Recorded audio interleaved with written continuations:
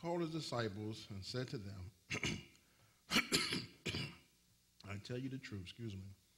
This poor widow has put more into the offering box than all the others, for they all gave out of their wealth, but she, out of her poverty, put in what she had to live on, everything she had. I want to talk from the subject. It's not the amount, it's the faith. Amen. Amen. It's not the amount, it's the faith. This is the holiday seasons. It's also a notorious time for churches to be low in their giving.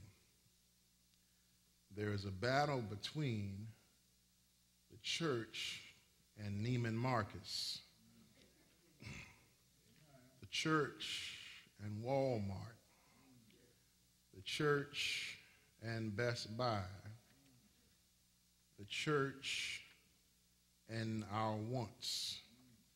Not our needs, but our wants.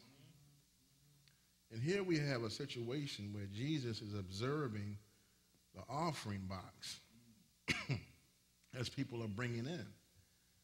And the rich are giving a lot. Amen? They are giving because the one thing they knew in Old Testament time is giving. But here comes a lady who don't have much at all. Don't have much. So she really doesn't have an abundance to give from. But she has a heart to give because she knows the reason for why she gives. God has blessed her. And you might say, well, how has God blessed her when she has nothing? Well, what qualifies something versus nothing? What puts you into the mindset of thinking that I have nothing, but yet a poor widow has everything, yet nothing to give? So she looked within herself to give all that she had. And Jesus says that I tell you this day that here is one who has given more than all these folk perpetrating,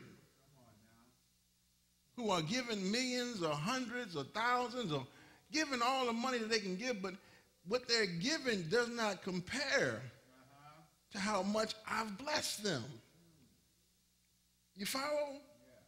We give out of what we feel is good enough, not out of what God has blessed us with. And so when it comes to this time of year, we have all these new agendas. We got Christmas parties.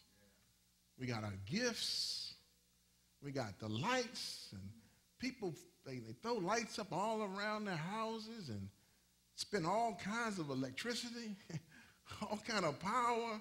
We know that the power bills are through the roof now. Yes, sir. But it don't stop us from doing what? What we want to do. See, we'll fuss and moan about everything else. But when it comes to doing what we want, it's all good. It's only for a season. Just a little while. But your priorities begin to change when you put God up under all of that stuff. You say, well, it's the holiday season. The spirit of giving. Oh. The spirit of giving what? Want or needs? The spirit of giving. And here's a woman who has nothing to give. Nothing. it says that she gave, what, less than a penny? But Christ said she gave more than everybody else because she gave from her abundance, which was actually nothing. And Christ recognized her for her faith. And had nothing to do with the amount. Folks talking about, well, you know, I give $1,000 to the church. I give this and I give. You're missing the mark. Right. Christ is not concerned with the amount of what we give. He's concerned with the faith, the relationship between the giver and God. How much you're blessing me back with what I've blessed you with. Now, if that's all that you have, then God is pleased 100%. But if you're lying to God and say, this is my best, you can't fool God. Because the one thing that I understand about God is that God knows your circumstances. He knows what you have. He knows what you don't have. You know why? Because he is the giver of all good and perfect gifts. So when you woke up that morning, he already knows how he blessed. He knew this woman didn't have anything. But he was not concerned about what she had. She had a mindset to give. Amen? She had a mind.